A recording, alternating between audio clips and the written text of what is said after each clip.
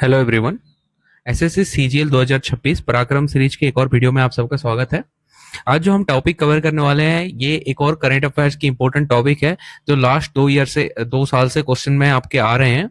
SSC CGL CHSL CPO steno सारे exams में इसमें से 2 से 3 क्वेश्चन पूछे जा रहे हैं। कितने ना, 2 से 3 क्वेश्चन। टॉपिक का नाम क्या है? भारतीय नागरिक सुरक्षा संहिता BNSS 2023। जो भारतीय नागरिक सुरक्षा संहिता है, सबसे पहले हम जानेंगे ये क्या है। ये क्या है ना, पहले अंग्रेजों के जमाने में लगभग 1970 1860 में जब आईपीसी आया था, उसके बाद जब भारत आजाद हुआ था, फिर उसके बाद जो आईपीसी को किस धाराओं के हिसाब से प्रोसेस करना है, किस धाराओं के हिसाब से केस चलेगा, वो सारा उसके लिए सीआरपीसी बनाया गया था। क्या ना, सीआरपीसी 1973, क्रिमिनल प्रोसीजर कोड इसको बोला जाता है, सीआरपीसी 1973।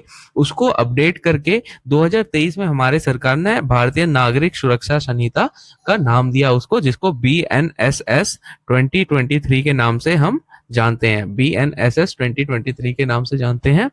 तो अब इस माइंड मैप के थ्रू हम इस टॉपिक के ऊपर में, इस क्लास के ऊपर में डीपली जानेंगे। पहले ही आपको बता दूं, वॉरियर्स जून बाय एके की तरफ से जो एसएससी सीजीएल 2026 पराक्रम सीरीज के क्लासेस चल रहे हैं, उसमें माइंड मैप के थ्रू अभी हम सारे स्टैटिक जीके के टॉपिक कवर करेंगे। जैसे एक बार स्टैटिक जीके के टॉपिक इन माइंड मैप के थ्रू कंप्लीट हो जाएं, फिर हम मैराथन सीरीज के क्वेश्चंस लेके आएंगे, जिसमें हर एक टॉपिक में 50-100 इंपोर्टेंट क्वेश्चंस रहेंगे, प्रीवियस ईयर क्वेश्चंस रहेंगे, जो एसएससी के सारे एग्जाम में लास्ट 10 से 15 साल में आ रखे हैं। उन सबको हम बारी बारी से कवर करेंगे। तो अब और लेट नहीं करते हैं, चलते हैं टॉपिक के अंदर। टॉपिक है हमारा भारतीय नागरिक सुरक्षा संहिता BNSS 2023। इसका थोड़ा ओवरव्यू कर लेते हैं, जैसे कि आपके स्क्रीन में डिस्प्ले हो रहा है। इसका फुल नेम क्या है ना, भारतीय नागरिक सुरक्षा संहिता 2023। ये कौन से एक्ट के अंदर आता है ना, एक्ट नंबर 46 ऑफ 23, 46/2023, यानी 46 ऑफ 2023 के अंडर आता है। इसको एनेक्ट कब किया गया, इसको एक्ट में कब लाया गया ना, 25 दिसंबर 2023। और ये इफेक्टिव कब से लागू किया गया ना, 1 जुलाई 2024 से। क्वेश्चन ये आता है, BNSS कब से लागू हुआ ना, 1 जुलाई 2024 से। कब हुआ ना, 1 जुलाई 2024 से। इसने किसको रिप्लेस किया ना, कोड ऑफ क्रिमिनल प्रोसीजर, जिसको हम सीआरपीसी कहते थे, उसको रिप्लेस किया सीआरपीसी 1973। इसमें टोटल कितने सेक्शन है ना, 531। कितने हैं, 531 सेक्शन है। इसका पर्पस क्या है, थोड़ा और जूम कर लेते हैं। इसका पर्पस जो है, to modernise and streamline criminal procedure law. जो क्रिमिनल प्रोसीजर लॉ है उसको मॉडर्नाइज किया गया और स्ट्रीमलाइन किया गया। इंश्योर स्पीडी जस्टिस, जो जस्टिस है, पहले एक एक केसेस काफी लंबे समय तक चलते थे, उसको स्पीडी कैसे, उसको जल्दी टाइम, एक लिमिटेड टाइम के अंदर किया जाएगा, उस पर फोकस किया गया है। प्रोटेक्ट्स राइट्स ऑफ सिटीजन, जो एक नागरिक का अपना अधिकार है उसको प्रोटेक्ट किया गया है। ठीक है, इसमें की चेंजेस क्या क्या हुए हैं, सिटीजन सेंट्रिक और विक्टिम सेंट्रिक अप्रोच है इसमें, टाइम बाउंड इन्वेस्टिगेशन और ट्रायल है, यूज ऑफ टेक्नोलॉजी और डिजिटल प्रोसेस है, कंप्लीटली डिजिटलाइजेशन जिसको बोलते हैं, emphasise on speedy justice and efficiency.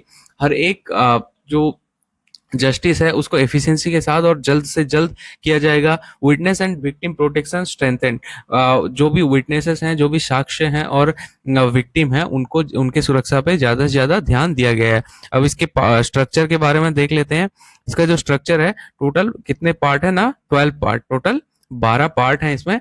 सबसे पहले आता है पार्ट 1। पार्ट 1 प्रिलिमिनरी है। इसमें कितने सेक्शंस आते हैं, सेक्शन 1 to 8 आते हैं, जो BNSS के बारे में बताते हैं। फिर आता है part 2 information to police and their power, ये सेक्शन 9 से लेकर सेक्शन 35 के अंडर आता है। फिर आता है पार्ट 3 अरेस्ट ऑफ पर्संस, ये सेक्शन 36 से लेकर सेक्शन 60 के बीच में आता है। फिर आता है part 4 orders to be made by magistrate, ये सेक्शन 61 से सेक्शन 90 के बीच में आता है। फिर आता है summons to be appear before court, जो भी कोर्ट समन जारी करते हैं वो सेक्शन 91 से सेक्शन 116 के बीच में आता है। फिर आता है प्रोसीडिंग्स बिफोर कोर्ट, ये सेक्शन 117 से लेके 173 के बीच में आता है। क्वेश्चंस आपके आते हैं, जैसे क्वेश्चन आ सकता है summons to be appear before court कौन कौन से सेक्शंस के बीच में आते हैं। क्वेश्चन आंसर क्या होगा, 91 से 116। ठीक है, फिर आता है trials of warrant cases bye magistrate, ये सेक्शन 174 से 219 के बीच आता है। फिर आता है पार्ट 8, जिसमें आता है trials of session cases by court of session. जो सेशन कोर्ट होते हैं उसके जो ट्रायल होते हैं ये सेक्शन 220 से 235 के बीच में आते हैं। फिर आता है पार्ट 9 जिसमें अपील्स, रिवीजन और रेफरेंसेस आते हैं, जो सेक्शन 336 से लेके 339 के बीच में आते हैं। फिर आता है पार्ट 10 यानी एग्जीक्यूशन ऑफ ऑर्डर, सेक्शन 400 से लेके 444 444 धाराओं के सेक्शन के बीच में आते हैं। फिर आता है part 11 provision as to bail and bonds, ये सेक्शन 445 से लेके 478 के बीच में आता है। फिर लास्टली पार्ट 12 मिसलेनियस, ये सेक्शन 479 से 531 के बीच में आता है। अब इसके अंदर हम डिटेल में जानते हैं इसके फीचर्स के बारे में। पहले ही आपको मैंने बता रखा है जो कि जस्टिस, फेयरनेस होना चाहिए, ड्यू प्रोसेस टाइम पे होना चाहिए, विक्टिम्स राइट, डिग्निटी, ये सबको सेंट्रलाइज किया गया है। ई टेक्नोलॉजी का यूज किया गया है, यानी EFIR, ई समन्स, वीडियो कॉन्फ्रेंसिंग, इन सब पे फोकस किया गया है। ठीक है, अकाउंटेबिलिटी ऑफ पब्लिक सर्वेंट को इंक्रीज किया गया है, सिंप्लीफाइड प्रोसीजर, ये सारा आप जब इस माइंड मैप को अच्छे से देखेंगे तो आप समझ जाएंगे। बहुत सारे की चेंजेस हैं जो हमारे एग्जाम के लिए उतने ज्यादा इंपॉर्टेंट नहीं है, बट फिर भी एक बार इसको रीड आउट कर लीजिएगा। ठीक है, अब इसके की डेफिनेशंस को पढ़ लेते हैं, इसके ऊपर क्वेश्चंस आते हैं। सबसे पहले टर्म पुलिस अफसर का मतलब क्या होता है। BNSS 2023 के तहत एनी अफसर not below the rank of sub inspector as notified by state government. कोई भी पुलिस अफसर कौन होगा ना, SI जो सब इंस्पेक्टर होता है उसके एबव हवलदार, कांस्टेबल, ये पुलिस अफसर में काउंट नहीं किए जाएंगे। फिर आता है कोर्ट ऑफ सेशन और मजिस्ट्रेट कोर्ट। BNSS के तहत कोर्ट क्या होता है ना, सेशन कोर्ट या फिर मजिस्ट्रेट कोर्ट होना चाहिए। Investigation, collect of evidence bye police. Victim का मतलब क्या है, person who has suffered loss और इंजरी। इलेक्ट्रॉनिक रिकॉर्ड, इसका मतलब क्या है, इंफॉर्मेशन क्रिएटेड, रिसीव्ड और स्टोर्ड इन इलेक्ट्रॉनिक फॉर्म, जो कि डिजिटलाइजेशन जिसको हम बोलते हैं। फिर पब्लिक सर्वेंट, इसका मतलब क्या है, as per section 2 part 42 of BNSS। फिर आता है magistrate, judicial magistrate of first और सेकंड क्लास और एग्जीक्यूटिव मजिस्ट्रेट आज नोटिफाइड, जो भी हर जिला के नोटिफाइड मजिस्ट्रेट रहते हैं उनको समझा जाएगा। अब इसके अंदर थोड़ा और डीपली चलते हैं। Information to police and their powers, जो कि पार्ट 3 में आता है, इसको अच्छे से समझते हैं। ये क्या है ना, इंफॉर्मेशन ऑफ कॉग्निजेबल ऑफेंस, ये जो कॉग्निजेबल ऑफेंस है, जो बेलेबल ऑफेंस है, इसका इंफॉर्मेशन जब आप पुलिस को देंगे, ये सेक्शन 9 से सेक्शन 15 के बीच में आता है। Police to enter information in electronic form, आप जैसे ही कोई भी FIR दर्ज करते हैं तो वो इलेक्ट्रॉनिक फॉर्म EFIR में होगा, ऑनलाइन होगा।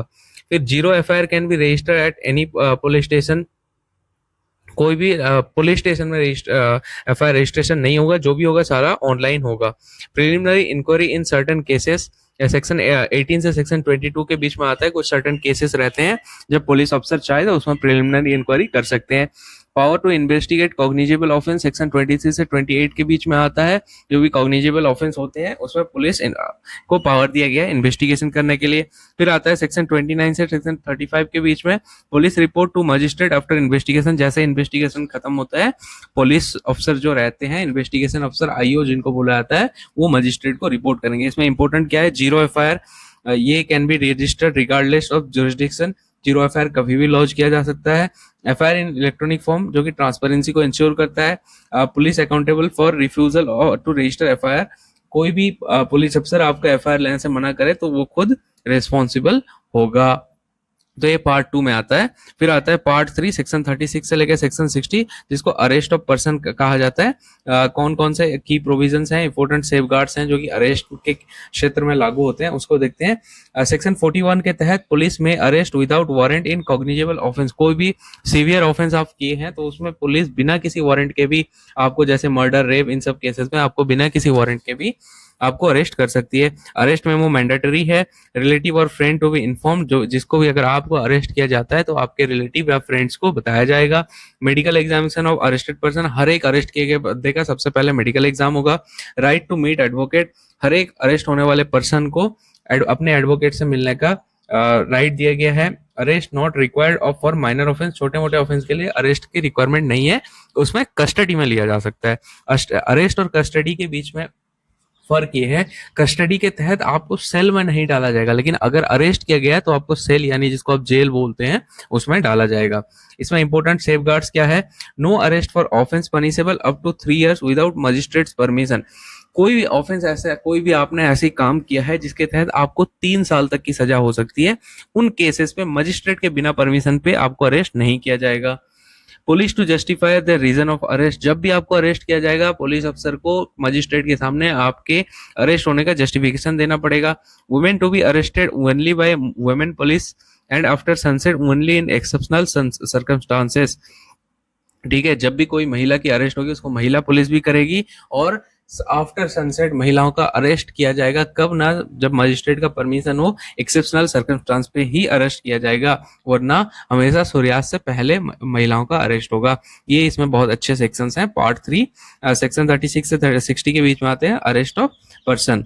अब सेक्शन पार्ट 4 के ऊपर चलते हैं, जो कि हमारा है orders to be made by magistrate. 61 से 90 क्या क्या पावर दिए गए मजिस्ट्रेट को वो देखते हैं। ऑर्डर फॉर इन्वेस्टिगेशन, इन्वेस्टिगेशन के लिए ऑर्डर कर सकते हैं।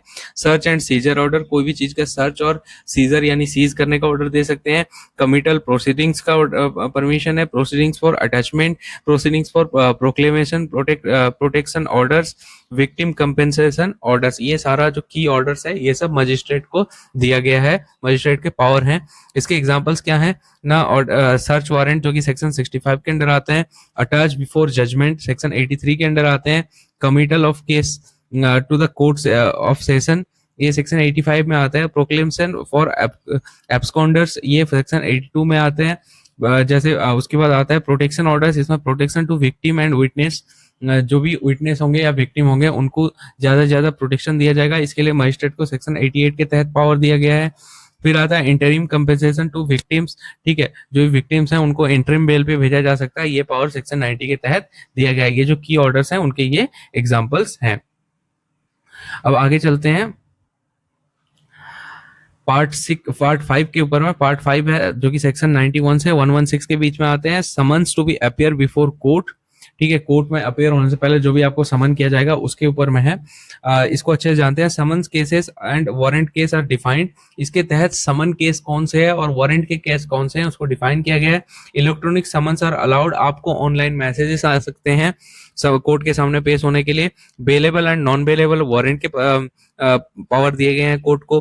प्रोक्लेमेशन ऑफ एब्सकॉन्डर्स, जो बार बार हैबिचुअल ऑफेंडर हैं, एब्सकॉन्डर्स हैं, उनका प्रोक्लेमेशन जो कि सेक्शन 106 से लेके 111 के बीच में आता है, उसका पावर दिया गया है। Attachment of property in certain cases, कुछ सर्टेन केसेस में प्रॉपर्टी को भी कोर्ट से अटैच करने का परमिशन दिया गया है। Protection of accused before court, जो एक्यूज है उसको कोर्ट के सामने पेश करने का भी परमिशन दिया गया है।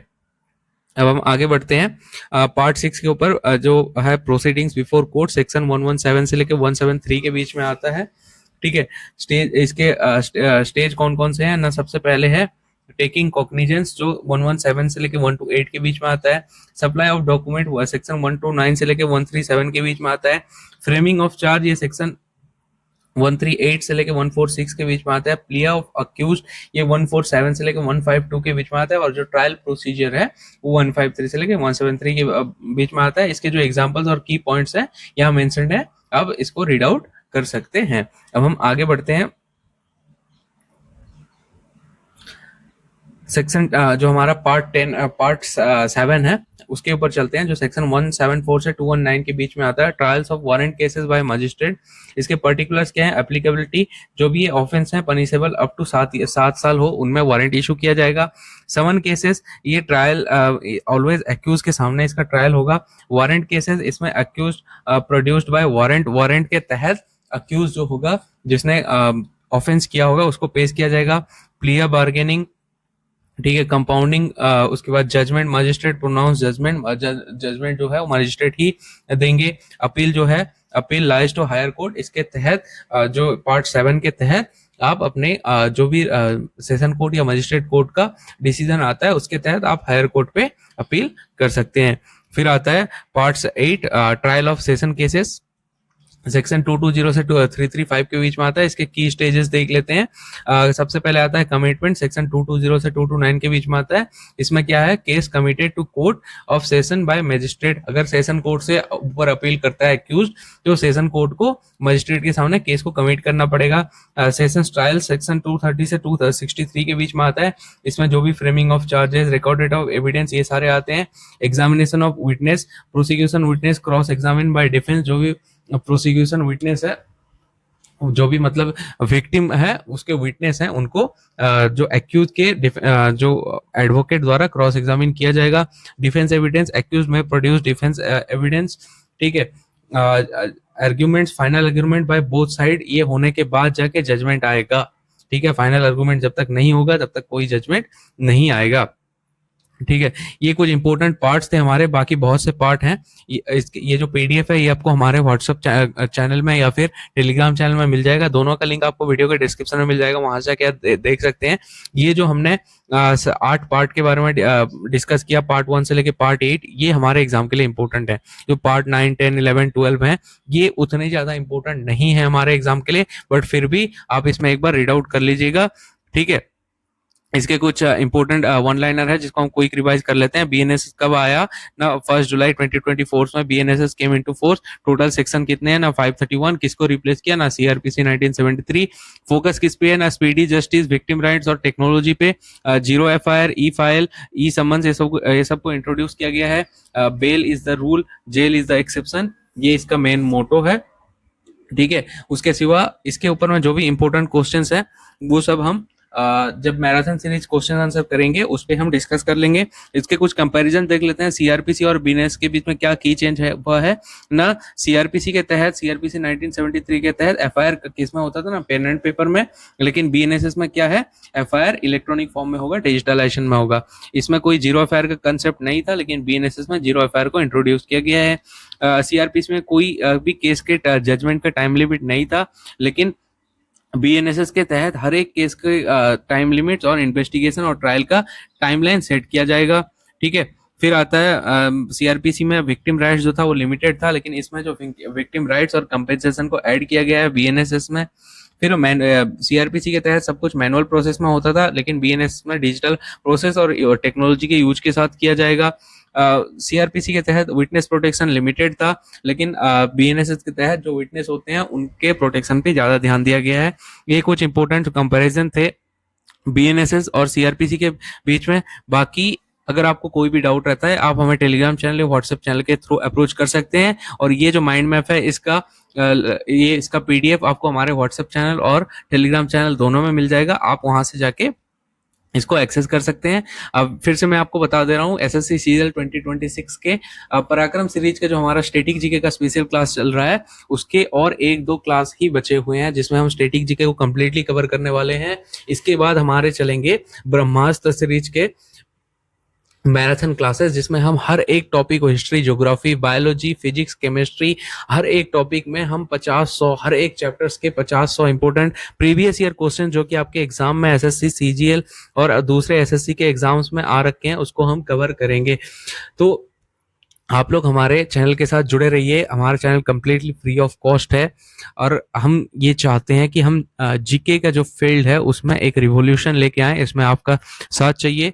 अगर वीडियो आपको पसंद आया हो तो चैनल को सब्सक्राइब कीजिएगा, वीडियो को लाइक कीजिएगा और आपके फ्रेंड सर्कल में जो भी एसएससी सीजीएल 2026 के लिए प्रिपरेशन कर रहे हैं उनको ये वीडियो शेयर कीजिएगा। और आपको फिर से बता दूं, वीडियो के डिस्क्रिप्शन में हमारे प्लेलिस्ट का लिंक, हमारे व्हाट्सएप चैनल और टेलीग्राम चैनल का लिंक मिल जाएगा, वहां से जाके आप ज्वाइन कर सकते हैं। वहां पे हमारे व्हाट्सएप चैनल और टेलीग्राम चैनल पे जो प्रीवियस ईयर क्वेश्चंस हैं, पीडीएफ्स हैं, करंट अफेयर्स हैं, वन लाइनर क्वेश्चंस हैं और इंपॉर्टेंट माइंड मैप्स हैं, ये सारे डेली बेसिस पे अपडेट किए जाते हैं। लास्टली फिर से आप सबको best of luck. Thank you all.